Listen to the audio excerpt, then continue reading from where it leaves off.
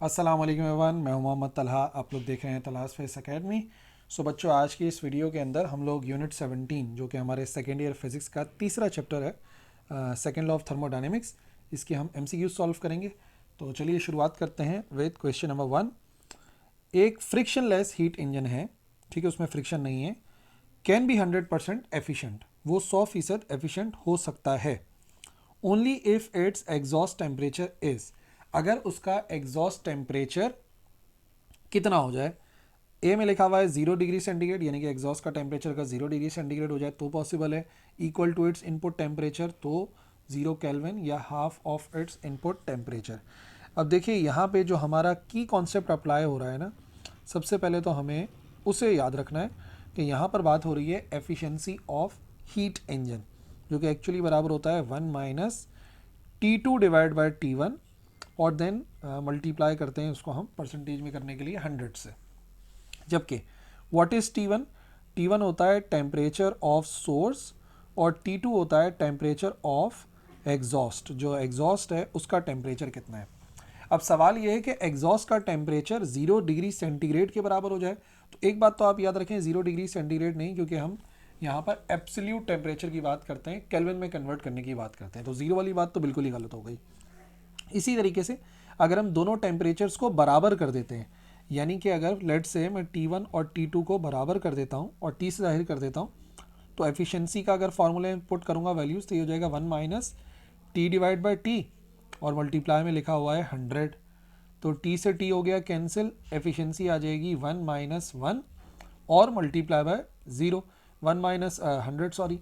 सो 1 minus 1 zero होता है, यानी कि एफिशिएंसी जो है वो ज़ीरो हो जाएगी। कब? अगर इनपुट टेम्परेचर और एग्जॉस्ट टेम्परेचर, यानी कि सोर्स का टेम्परेचर और एग्जॉस्ट का टेम्परेचर बराबर हो जाता है, तो इसका मतलब इंजन काम ही नहीं करेगा, एफिशिएंसी जीरो हो जाएगी। बट अगर मैं जो एग्जॉस्ट है उसके टेम्परेचर को पुट करता हूँ 0 केल्विन के बराबर, इसमें ज़ीरो ही, इसमें केल्विन में ही पुट कर सकते हैं। सो इन दिस केस एफिशिएंसी हो जाएगी 1 minus 0 divide by T1 multiply by 100। So 0 divide by T1 actually zero, ख़त्म हो गई बात, 1 बच गया, मल्टीप्लाई बाय 100 आ गया, ये चीज़ ज़ीरो हो गई। 1 मल्टीप्लाई बाय 100 आपको पता है 100% हो जाएगा। तो अगर मैं चाहता हूँ कि किसी हीट इंजन की एफिशिएंसी जो है वो 100% हो जाए, तो जो एग्जॉस्ट टेम्परेचर है उसको हमें रखना पड़ेगा एट एब्सोल्यूट ज़ीरो, यानी कि 0 केल्विन पर। Question number 2। एक रेफ्रिजरेटर है जिसका दरवाज़ा हमने खुला छोड़ दिया with its door open, the temperature of room will, तो जो रूम का टेम्परेचर होगा उसके ऊपर क्या इफेक्ट पड़ेगा। टेम्परेचर बढ़ जाएगा, फॉल कर जाएगा, सेम रहेगा, या राइज और फॉल कर सकता है depending on the area of the room. अब देखिए यहाँ पर जो की कॉन्सेप्ट है वो है वर्किंग ऑफ रेफ्रिजरेटर को समझना। ठीक है, रेफ्रिजरेटर क्या करता है, रेफ्रिजरेटर का काम होता है हीट को कोल्ड बॉडी से, ठीक है, कोल्ड बॉडी से हीट को लेकर रेफ्रिजरेटर क्या करता है, वो ट्रांसफ़र कर देता है उसी हीट को एक हॉटर बॉडी की तरफ, जो उसके लिहाज से हॉटर बॉडी है। यानी कि जो रेफ्रिजरेटर के अंदर का कैबिनेट जो होता है वो एक्चुअली कोल्डर बॉडी होता है, लेकिन फिर भी वो वहाँ से हीट को एब्जॉर्ब करता है, और जो बैक साइड आपने देखी होगी रेफ्रिजरेटर की, वहाँ से वो रिलीज़ करता है कमरे के अंदर जहाँ पे वो रखा हुआ है। तो मेन उसका काम क्या है कि वो हीट को लेता है कोल्ड बॉडी से और भेज देता है हॉट बॉडी की तरफ। ठीक है, तो नतीजे में क्या होता है, नतीजे में जो फ्रिज है वो उसके अंदर रखी हुई चीज़ें ठंडी हो जाती हैं। बट अब अगर मैंने रेफ्रिजरेटर का दरवाज़ा ही खुला छोड़ दिया कमरे के अंदर, और मैं चाह रहा हूँ कि नहीं भाई मेरे पास एसी के पैसे नहीं है, चलो एक काम करता हूँ, फ्रिज का दरवाज़ा खोल के ही कमरे को ठंडा कर दूँ, तो क्या होगा, बेसिकली आपको बात समझनी है। याद रखिए वो हीट लेगा, ठीक है, अगर मैंने एक रूम के अंदर रखा हुआ है, ठीक है, मैंने एक रूम के अंदर एक रेफ्रिजरेटर को रख दिया, ये रेफ्रिजरेटर है, ठीक है, ये, और यहाँ से मैंने इसका दरवाज़ा जो है वो ओपन कर दिया, इसका दरवाज़ा ओपन हो गया, तो वो हीट लेगा इसी रूम से और यहाँ से रिलीज़ भी कर देगा इसी रूम में। तो फिर आप सोचोगे कि हाँ यार टेम्परेचर तो फिर इसका मतलब सेम रहना चाहिए, वहीं से हीट एब्जॉर्ब करी, वहीं पर हीट रिलीज़ कर दी। लेकिन बच्चों इस दौरान रेफ्रिजरेटर पूरी कोशिश करेगा कि जो अपना कैबिनेट है, जो कमरा है, उसको ठंडा करने की। नतीजे में उसका जो कंप्रेसर होगा वो ज़्यादा वर्क करेगा। जब वो ज़्यादा वर्क करेगा तो वो एक्स्ट्रा हीट भी प्रोड्यूस करेगा एक्स्ट्रा इलेक्ट्रिसिटी को इस्तेमाल करके। तो नतीजे में क्या होगा, ये जो एक्स्ट्रा हीट प्रोड्यूस हो रही है इसकी वजह से उस कमरे का टेम्परेचर कम होने के बजाय एक्चुअली बढ़ना शुरू हो जाएगा। तो ऐसी गलती नहीं करो बच्चों, सही है। अगर पैसा है तो एयर कंडीशन लगाओ, और नहीं है तो सब्र करो। फ्रिज का दरवाज़ा खोल के आप कमरे के टेम्परेचर को कम नहीं कर सकते। क्वेश्चन नंबर 3 पर आते हैं। विच device is not used in diesel engine? इनमें से कौन सी डिवाइस है जो डीजल इंजन में इस्तेमाल नहीं होती? सो याद रखिए, जो की कॉन्सेप्ट है यहाँ पर, जो की पॉइंट है हमारा यहाँ पर, वो ये है कि एक डिवाइस ऐसी है जो कि पेट्रोल इंजन के अंदर इस्तेमाल होती है। ठीक है, पेट्रोल इंजन में इस्तेमाल होती है। क्यों? कंबशन को प्रोड्यूस कराने के लिए। और वो क्या होता है? वो होता है basically spark plug. Spark plug का काम होता है कंबशन करवाना पेट्रोल इंजन के अंदर। ठीक है, लेकिन डीजल इंजन में ऐसा नहीं करते। डीजल इंजन के अंदर बाकायदा जो है वो स्प्रे करते हैं, स्प्रे की फॉर्म के अंदर होता है जो डीजल को स्प्रे किया जाता है। वो मैंने वर्किंग में बिल्कुल 100% तरीके से समझाया है। लेकिन आप ये बात याद रखें कि कंबशन करवाने के लिए जो पेट्रोल इंजन होता है वहाँ पे हमें स्पार्क प्लग की ज़रूरत होती है, जो कि एक स्पार्क प्रोड्यूस करता है जिससे आग लगती है, कंबशन होता है। बट पेट्रोल में जस्ट हम कंप्रेस करके ही हीट को प्रोड्यूस करवा सकते हैं, कंबशन करवा सकते हैं। दैट्स वाई जो चीज़ मिसिंग होती है in case of diesel engine वो बेसिकली स्पार्किंग प्लग होता है। ठीक है, बाकी सब चीज़ें लगी हुई होती हैं दोनों में। Which one of the following process is irreversible? इसमें से कौन सा प्रोसेस है जो कि इरिवर्सिबल है, जिसको हम ओरिजिनल स्टेट पे वापस नहीं ले जा सकते? यहाँ का की पॉइंट या की कॉन्सेप्ट क्या है? देखिए, इरिवर्सिबल का क्या मतलब होता है? इरिवर्सिबल का मतलब ये होता है, रिवर्सिबल का मतलब ओरिजिनल स्टेट पे वापस ले जाए, और इरिवर्सिबल का मतलब होता है ओरिजिनल स्टेट पे वापस नहीं जाए। मिसाल के तौर पे ये स्टार्ट हो रहा है पॉइंट ए से और ये पॉइंट बी पर जा रहा है। तो अगर हम यहाँ से यहाँ और यहाँ से यहाँ जा रहे हैं तो इसका मतलब ये प्रोसेस रिवर्सिबल है। और इरिवर्सिबल क्या होगा? जो ओरिजिनल स्टेट पे वापस ना जा सके। तो देखते हैं कौन सा नहीं जा सकता ओरिजिनल स्टेट पे। Slow compression of elastic spring. अगर आप एक इलास्टिक स्प्रिंग है उसको कंप्रेस करेंगे और फिर आप रिलीज करेंगे तो वो ओरिजिनल स्टेट पे वापस चला जाएगा, तो इसका मतलब ये तो रिवर्सिबल है। Slow evaporation of substance in an isolated vessel. एक आइसोलेटेड वेसल है, उसके अंदर हम स्लो एवापोरेशन करा रहे हैं, तो अगर आप ऊपर ढक्कन रख दोगे तो वो जो एवोपरेट हुआ था वही दोबारा से कंडेंस होकर अपनी ओरिजिनल स्टेट में आ सकता है, तो इसका मतलब ये भी रिवर्सिबल है। Slow compression of gas. आप गैस को स्लोली कंप्रेस करें और फिर आप प्रेशर को रिड्यूस कर दें तो गैस दोबारा से एक्सपेंड हो जाएगी, ओरिजिनल स्टेट में वापस आ जाएगी। सो it is also a reversible process. सिर्फ एक प्रोसेस यहाँ पर ऑप्शन में है जो इरिवर्सिबल है, वो है एक केमिकल एक्सप्लोजन। एक कीमियाई धमाका जो होता है बेसिकली उसको आप रिवर्स नहीं कर सकते। एक मरतबा अगर एक्सप्लोजन हो गया तो उसको ओरिजिनल स्टेट में लेके जाना मुमकिन नहीं है। एनर्जी लॉसेस होते हैं और मैटर भी अपनी ओरिजिनल स्टेट में नहीं जा पाता। सो यहाँ पर जो हमारा की कॉन्सेप्ट रहा वो ये समझने का था कि इरिवर्सिबल प्रोसेस किसे कहा जाता है और रिवर्सिबल प्रोसेस किसे कहते हैं। Question number 5। According to second law of thermodynamics 100% conversion of heat into mechanical work is, क्या की कॉन्सेप्ट है यहाँ पर? आपको पता होना चाहिए सेकेंड लॉ ऑफ थर्मोडायनेमिक्स कि सेकेंड लॉ ऑफ थर्मोडायनेमिक्स क्या होता है। अब सेकेंड लॉ ऑफ थर्मोडायनेमिक्स में जो केल्विन की स्टेटमेंट है ना वो यहाँ पर बात कर रही है।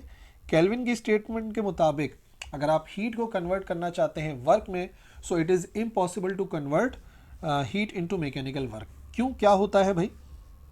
होता यह है कि जब भी कोई हीट इंजन काम करता है तो याद रखिए वो हीट को वर्क में तो कन्वर्ट करता है, सही है, हीट को वर्क में तो कन्वर्ट करता है पर 100% नहीं करता। कुछ अमाउंट ऑफ हीट को वो रिजेक्ट कर देता है टुवर्ड्स कोल्ड बॉडी या सिंक। तभी हमारा जो केल्विन की स्टेटमेंट थी वो ये कहते हैं कि हीट को वर्क में कन्वर्ट करना पॉसिबल नहीं है without having a heat sink. एक हीट सिंक होना ज़रूरी है जहाँ पे कुछ अमाउंट ऑफ हीट को रिजेक्ट किया जाए। सो सवाल था कि according to second law of thermodynamics 100% conversion heat का मैकेनिकल वर्क में, याद रखिए इट इज़ नॉट पॉसिबल, ये पॉसिबल नहीं है without having a heat sink. और जैसी हीट सिंक होगी तो 100% थोड़ी कन्वर्ट होगी, कुछ ना कुछ तो ज़ाया भी हो जाएगी। Question number 6. The change in entropy is given by, entropy का मतलब आपको पता होना चाहिए बच्चों, एंट्रोपी का फॉर्मूला पता होगा तो उससे आपने फॉर्मूला ही पहचानना है। एंट्रोपी क्या होती है? एंट्रोपी का मतलब होता है मेजर ऑफ डिसऑर्डर या measure of unavailability of energy. किसी भी सिस्टम में जो तवानाई के लिए ना दस्तियाबी होती है या डिसऑर्डर होता है, मॉलिक्यूलर डिसऑर्डर होता है, उसको एंट्रोपी कहते हैं। और एंट्रोपी का जो चेंज है उसको मेजर करने का फॉर्मूला क्या है? कितना अमाउंट ऑफ हीट अनअवेलेबल है डिवाइड बाय उस सिस्टम का टेम्परेचर कितना है। So delta Q divide by T के बराबर होता है, और वो हमारे क्वेश्चन के मुताबिक ऑप्शन ए के अंदर आ रहा है। Question number 7.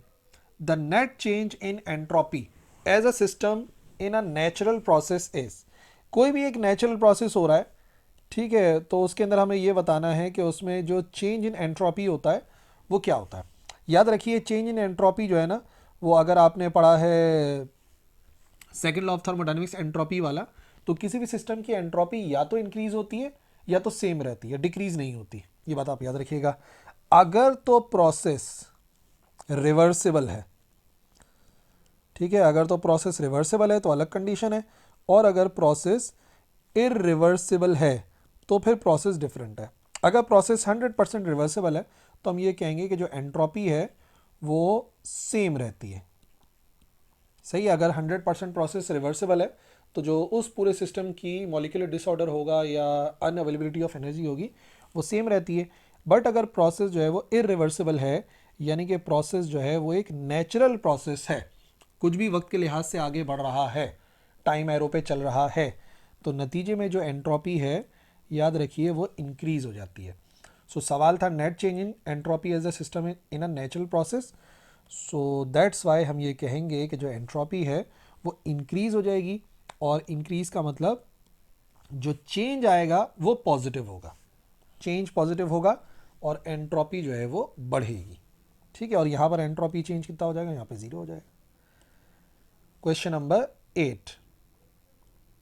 The efficiency of diesel engine is, diesel engine की एफिशिएंसी पेट्रोल इंजन की एफिशिएंसी के मुकाबले में कैसी होती है? ठीक है, तो भाई याद रखिए, पहले तो मैं इसका आंसर बताता हूँ फिर मैं उसके रीजन बताता हूँ। एफिशिएंसी ऑफ डीजल इंजन हमेशा ज़्यादा होती है पेट्रोल इंजन से। Diesel engine are more efficient than the petrol engine, जिसमें सबसे इंपॉर्टेंट फैक्टर ये है कि जो डीजल है ना वो एनर्जी डेंस है। क्या मतलब?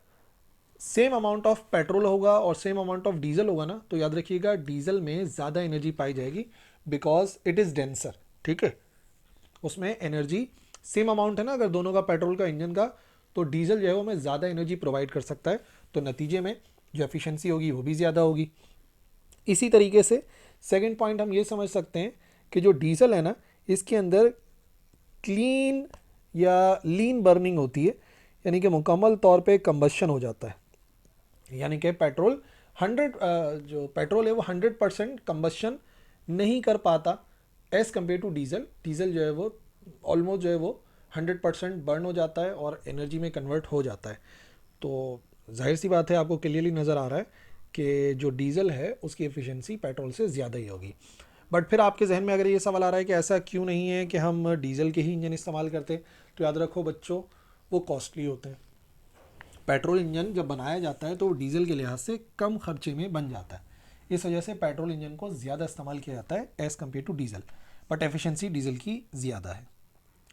Question number 9.